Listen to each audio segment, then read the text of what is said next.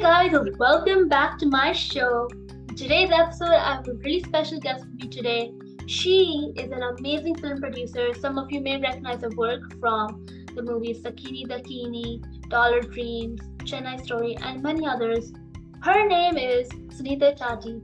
Hi Sunitha ma'am, how are you today? I'm doing good, Anika. How are you?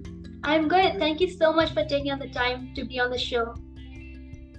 Well, thank you for having me. I am super excited to kind of have a conversation with you and you wanting to know a little bit more about me and me also wanting to know a little bit about you. Thank you.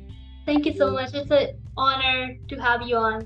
So please introduce yourself and maybe talk about your background in the film industry.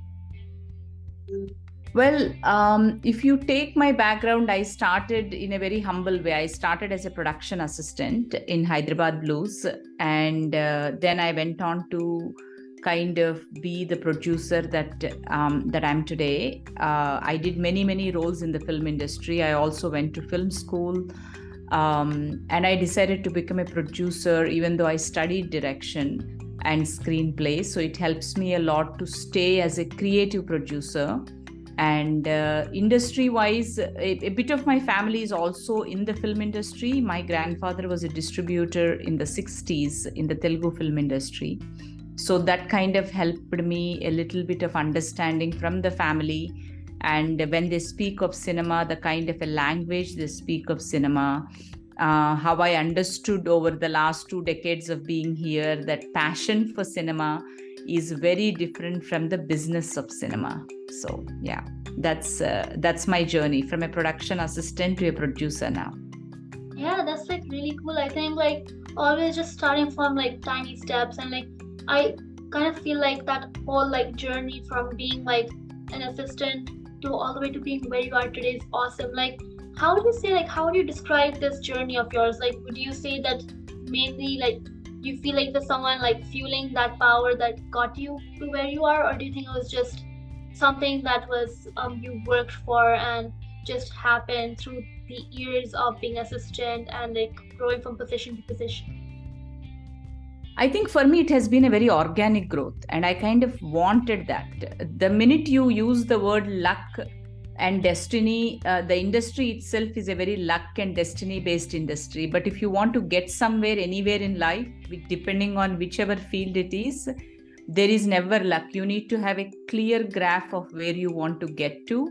And every step is towards a one step closer to what you want to be. And in the process, we may have to give up something that are very cushiony, sometimes well-paid jobs, sometimes a very comfortable living. So for me, I knew always that I wanted to tell stories. I wanted to be either a producer and a director and a writer, because that's the highest you get when you choose to decide what kind of a story you want to tell.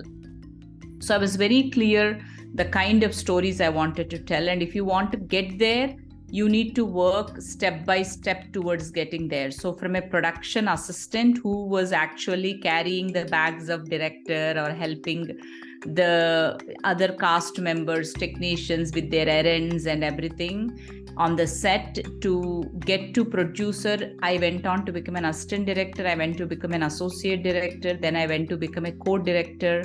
Then I went to become an executive producer. Then I went to become a creative producer, then a creative director. Then I became a producer. So each of them took many parts of the years to understand the role. So when I have somebody working on my set now, I know exactly what they have to do, what they need to do. So there is no way them telling me, oh, by the way, I do this, and then I don't know about it. I kind of know about it. Yeah, it's been a very organic growth for me. No luck anywhere. I made a goal and I worked towards that. Yeah, that's incredible. I think just showing like how each step, like you did like so many different jobs throughout the time you've been in the industry, and like would you say like you enjoy one particular part more than the other? Like do you feel happy with being a producer, or do you think you enjoyed a certain part of your journey more than the other? I would say I enjoyed all the roles, honestly speaking, because there was a huge learning curve in every role, because every role a typical movie set has about 120 to 150 people minimum. Oh, wow. And knowing what each person does in a day, this I'm talking without any extras, and sometimes, like you have like almost 600 extras on a set or even 200. So when you work with technicians, by knowing what they actually do, there is a certain respect, and when you get to do the job, you are actually understanding it. So for me, every role I ever did was fun, was a story for me that I lived that story. So yeah, all of them have an equal stand and contribution to me as a producer today, and they help me to learn more in my role. Yeah, I think like again, like I really loved like how you're like so keen, like you never gave up. So like how would you like kind of like cultivate this like experience of yours and kind of like put that out to like listeners to help them understand like how did you like continue to like never give up? Like what kind of inspired you to like never like stop working for your goal? I think the first thing is, whenever we make a goal, whenever we seek an ambition, first we should hold a lot of respect to the decision. We cannot just say, oh, I want to get there because so and so XYZ has got there. That can be an inspiration, but it cannot be a comparison. So for me, at every point of time, there were hurdles. They were, both failures and shortcomings in me, that I couldn't keep up in a particular role or couldn't achieve the kind of a result I wanted to achieve. But there was the greatness about this field is you get a chance again with the next movie. You get a chance again to, as you put together the project, to do something better from the learnings that you learned from the earlier and reapply them in a very different way. It's like you are re-engineering the project in a very different way than we had done earlier. And that's what keeps us very, very excited. So as a beginner, I would say the first thing is, this is a field where you look at a lot of it. It's a very public field. It's not like insurance that you go and do something, but it's a field where it's all there in the public. You get to see a George Clooney speaking about it. You get to see an Emma Stone speaking about it. And you get to see amazing directors like Christopher Nolan speaking about it. So we tend to aspire looking at them, but they are not us. I think first we need to get that clarity. If you think I want to have a success like that, I think every person's success is different. Every person's achievement is different. The first thing I'll tell any beginners is be very focused on what you want. If you don't know what you want, just stay around, listen to people, then build your dream on what you want and work towards it. And don't give up. There'll be so many everyday hustles that make you feel so many scares and fears that come at you, disappointments that come at you, but I'll say never give up. Yeah, I think that's a very strong message. I think that's like a key thing. I mean, what you said about like the industry just being like a very public space. I think with the media industry, it's almost like, obviously, yes, it is based on luck too, but I think the constant hard work that goes into it is something that many people do not realize. Even doing podcasting, like podcasting is a very competitive part of the industry too, because there's always like going to be like people better than you. And like how you just said, like not comparing your success to other people is the best. Like obviously, like I have many big people I look up towards, like Taylor Swift and like other people, and I'm always like I want to be like them. But after hearing what you said, I think it's not about wanting to be like someone, but rather like maybe like learning from them as an inspiration to like apply to your life or apply to your podcast or your film or your song. And I think what you said to me really stuck out, because I think every teenager as well needs to hear like you don't have to be someone else to be happy with who you are. Just kind of be authentic to yourself and be proud of who you are.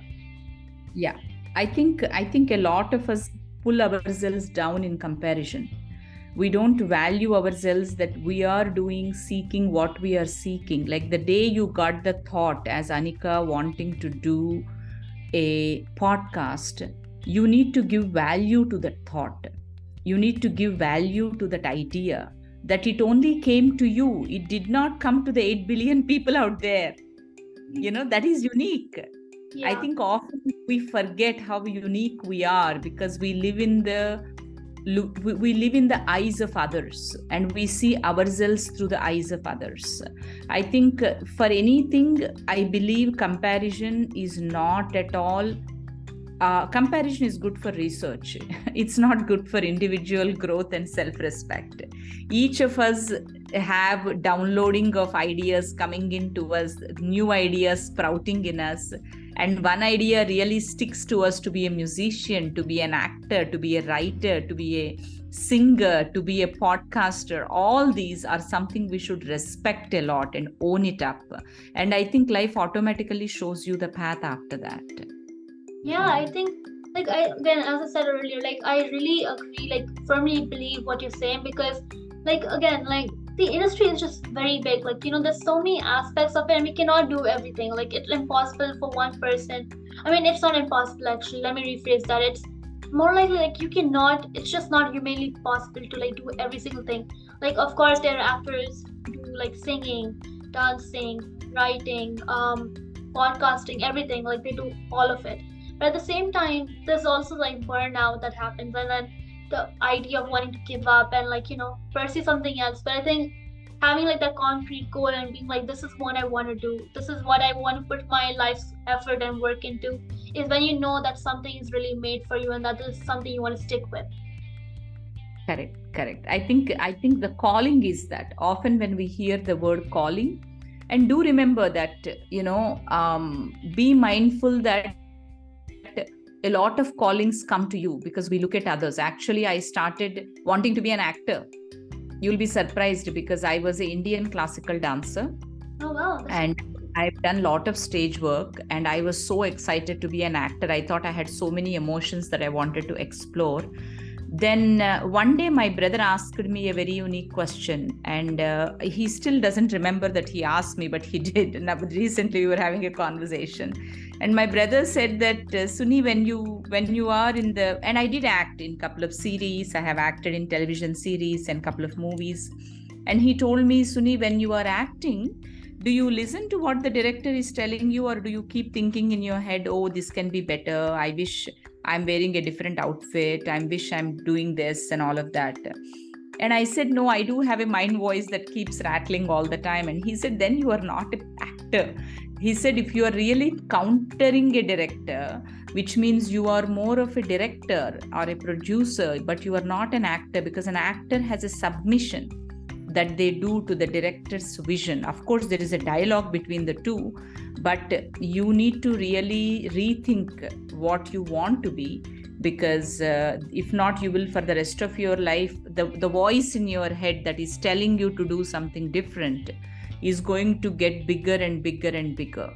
So then you will live in conflict. And I think that started to resonate with me a lot. And that voice is what helps me now in what I want to do. And I think all of us need to be very honest. Like, even though I saw what is on the screen and got excited, I have such a satisfaction being a storyteller and a producer that I don't think I would have had that satisfaction being an actor.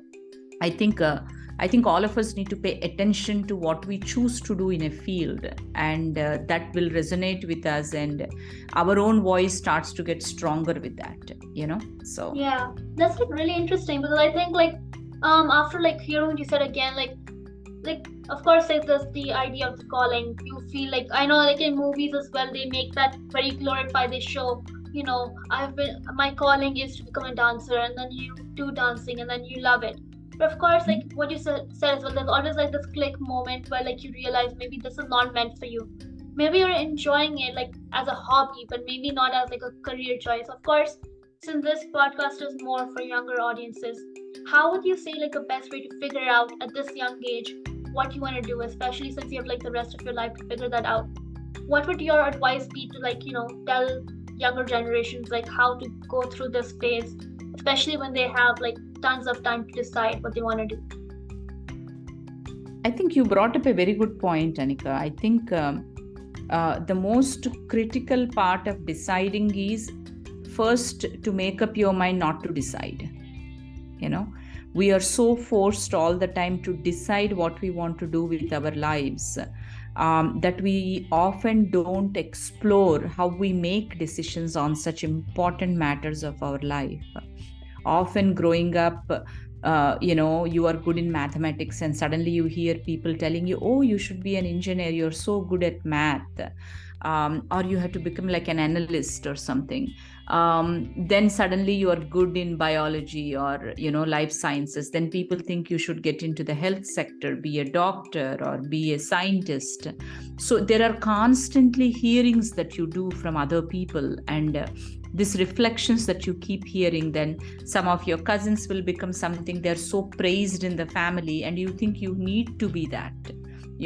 And sometimes you hear successful people on the screen or television, and your parents commenting, and our conditioning pushes us thinking, oh, maybe I want to be that, then my parents will be happy with me. I think in all of these external factors that starts to influence you, there will be a part of you that you should actually, I think one of the joy in being in the US is that you get to explore these first as hobbies.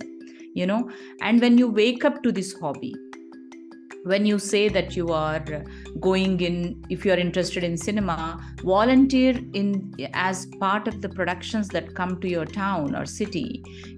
That's what I did in Washington. I used to volunteer through a production house, and that helped me to understand what it takes to be on the set. And then you kind of, by first starting it as a hobby, you start to have a certain emotion in you that tells you wanting to show up like right on time, whereas for other things you do show up very late, and you unknowingly start to take responsibility for it, and you unknowingly want to take accountability for a task, and you suddenly feel wanting to get there next day on time, and you want to Google and know what's happening in that field and everything. So these are the things you need to be aware of yourself. You need to be aware that, oh, these are the triggers that are happening in me when I'm exploring these hobbies. Whereas this one, I don't want to repeat in my life. It's a good experience, but I don't want to repeat. This one, I like to know more about it. I think it's important to explore those opportunities. First, don't decide. I think that's the mistake all of us make. We rush to make the decision. But then, as you're exploring these hobbies, and every summer, take up a summer job, if you want to be a chef, go to a restaurant, spend some time being there at the restaurant, observing a chef and see what they do. We think chef means just sitting in front of the cooking and then making all the wonderful things and kind of bringing in the same thing. But if you are a chef, you need to make the same pizza every day of your life. You need to make the same dessert every day of your life. That is a lot of monotony, and yet there is a lot of creativity and satisfaction in being a chef when somebody comes and tells you they really enjoyed your dish. I think exploring those little things and then taking time to decide, I think, is the best part of growing up. So do not decide when you are asked to decide. Decide by exploring the opportunities and what triggers it brings in you. And as long as it is allowing you to be the best of you at that job, at that hobby, I think then you know your decision for yourself. Yeah, that's really eye-opening. I think personally, even for me, I often jump to decide what I want to do. Like right now, of course, I'm doing a lot of podcasting, singing, songwriting, and I'm already keen on it. I think that as of now, I feel like I'm really loving it, because I feel like I'm super involved with all of the things I do, and I do not try to do other things that I know I love this three things: singing, songwriting, performing, and then doing podcasting. And so I already kind of decided this is what I want to do. But of course, after hearing what you said, I think of course I kind of should let myself keep an open mind about other things that may come my way, especially since I have 2 more years of high school left, so which means that anything could happen. And I think at the same time, this kind of ties into what we were talking about earlier, being authentic, being kind of open-minded about other things we do. And it just feels like a big mold. We want to kind of fit in as teenagers, especially we always want to fit into what the popular crowd thinks about us, or what the parents think about us, or what like society even thinks about like creatives. But I know like especially in the US, or at least in the high school I go to, the STEM society is larger. Like people are into sciences, math, and all of those things. And I think the creative community is slowly kind of decreasing. We have like about maybe like 100 students who are into creative side, whereas the rest maybe 500, 600 people are just like doing STEM. And I think people often want to do like things that the popular like groups are doing. And I think it's often not about what others want to do, rather what you want to do. Because I think like if you want to, like, you're going to be living the life of like whatever you choose to do in the future. And as you said, like about the chef, you have to be ready for like taking that step where you're making the same pizza every day, making the same dessert every day, and think like about the future while you're doing stuff. Because I think another part that I really liked about what you said was like having that experience, like kind of like if you want to become a film producer, go on set, work in like your school play, or do some stage managing stuff if you are interested in that. And I think experience is kind of what makes us more like experienced about what we want to do in the future. Especially like for you as well, you did so many different roles before you became a producer, or even decided to become a producer down the line, after you kind of had like a click moment where you decided or understood that this is what you kind of want to pursue. Yes, I think that's very, very important. We should really explore what are the opportunities that we have out there.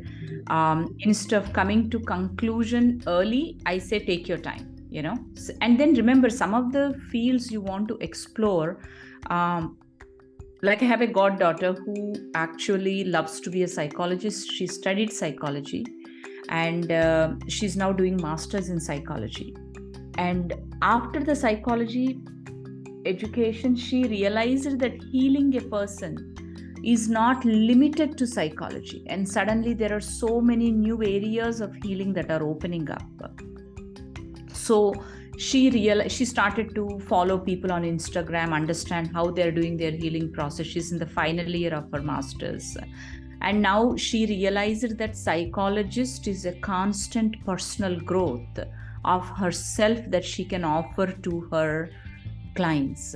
So she said, Sunitha, I need to be a learner of healing for the rest of my life, to be able to offer the same to my clients, and to her patients. So it's like, I think that is a realization. All of this actually takes time. Sometimes there are new fields that are popping up, and you realize as you go, oh, I actually don't belong here. Where I am is just a leap to where I want to get to. So stay open to that, so. Yeah, I think like it's always like a stepping stone. You kind of have to step through a bunch of things before you actually get to your destination. Kind of like roadblocks, or not roadblocks actually, that's not a good way to put it. Like a better way to put it is like kind of like different ideas or different stages of life. Like you kind of have to first be like a toddler, then you go to becoming like an infant, or infant, toddler, then you become like a child who can read and write and do things, and then you become a teenager, an adult, and then a senior, and then you keep going on and on. And I think it's kind of like how the industry or anything in general works. Like you kind of have to work through each thing. Like you cannot just have a cake before actually making the cake, or finding the ingredients to make the cake, which is like our each step that we take to reach that big goal or big thing we want to do. True. I think that's very important. And also having, earlier people did not have an opportunity of doing their own personal research. We went with counselors that are at the schools. We went with the parents that have guided us, or extended families. But these days you can directly write to the people that you aspire to be. There is the so-called social media, the so-called communication have shortened the distances, and the communication is only an email away. And I get a lot of emails like that, people that write to me, and some of them, when they say, oh, I want to come into the movie field, is it okay for a girl to come in? Because there is still, in India, there is still a lot of taboo about coming into the movie field. I actually do take time to have a conversation with them, because I like them to have a very honest view of what they're stepping into, where there is a lot of physical hard work, there is a lot of mental strain, there is a lot of emotional strength that it takes. So I tell them that if you don't have this, don't come. And then I like to guide them towards what might be right to them. So there are a lot of people out there on the other side eager to counsel, guide, and support the decision of the youngsters, and you should be open to take it up. Yeah, I think like that's the whole thing that I love about like the industry, which is like the community. You have like a bunch of people. Like right now, I'm talking to you, learning so much. Like I'm like the information I get from each guest, I think is just so unique and different from each other. Like you're telling me things I've never actually understood clearly, and now like I'm having a whole perspective or whole new perspective on what I think. And then after that, like social media, right? Social media, emails, it makes things so much easier now, because like I can connect with random people online, or that sounds wrong, but connect with creatives. Like I reached out to so many of my guests through emails, social media. I do not go to the house, knock on the door, and be like, can you be a guest on my podcast? No, I give them like proper emails, go through their managers. And I think it just kind of like helps you kind of build that community, because this podcast is just like a way or like a resource that many creatives can use as a way to learn more. Like I think after this episode, like I think I'm gonna re-listen to this episode and like hear like as a listener and learn more about what you just said, because I think what you said is like very like open. Like I could still go on and on about this like forever, and like learn more about the taboo side of like girls in the industry, or like the whole film industry in general, because there's just so much to talk about. Like I think there's just so many venues of this, and we could like do a whole series just about the industry and the different aspects of each section. It is because, as I told you, the very day of every shoot, there are about 100 to 150 people we come together, and the field is contains what we call as 24 crafts. So the crafts are anywhere from costumes, makeup, hairstyling, VFX, sound, camera, direction, producing, and all these, and drivers that actually drive you to the location and take you back, who are so important. And there is again art design, and within that there are so many crafts and people that are painters, carpenters, and all these people, and I'm not even covering it all these people come together, and there are opportunities in each of these. There are people that are like graffiti artists that are part of the production design, that get to do a painting on an entire wall, which comes on the big screen, which takes you around the world. So it's these multiple fields, I think, that people need to know that they can. Sometimes I feel every field in the world, I think, is kind of put together in those 24 crafts for me, So yeah, when I find somebody in, and marketing is another huge part of cinema, the social media or the posters, how you do your trailers. There is a huge, very big learning behind them on what colors to use, how do you project the message of cinema out there. Yeah, I would completely support your idea if you want to do more about it, so that it's kind of interesting for the youngsters to say, oh, I like cinema, but you know what, it's not what happens on the cinema that excites me, it's actually the marketing of it that excites me. Yeah, I think we could like do like a sequential like series of like different things. Like we could talk about how a day in the life would be, or like maybe like some other things. It'd be like a really cool experience for like youngsters as well as for me, kind of talk to you more about the industry and understand how everything works. Would love to. If you want to continue on that idea, let me know. I'll be able to help you to kind of come up with it and design it. Happy to do that. Yeah. Thank you so much. I had so much fun talking to you today, and I learned so much. Like I think like all the information you gave me today was not just information. It felt like I was actually understanding and comprehending what you were saying. And I think it's like a very broad concept, but I like actually was able to take out so much from it. Like especially like the way you described like not having to decide something the moment you set your eyes on something, you know? And I kind of feel like that was like the key thing I took out of this. It was just a whole new experience, and like I loved talking to you. Thank you, Anika. Thank you for having me, and I'm happy to facilitate your future ideas, anything that is related to cinema. Happy to do that. Thank you. Thank you so much. Everyone listening to this episode right now, this is the end, and I hope you check out Sunitha ma'am's social media accounts to see what she's up to next. And I hope you continue supporting her on this journey. And I wish you all an amazing week. Thank you, everyone.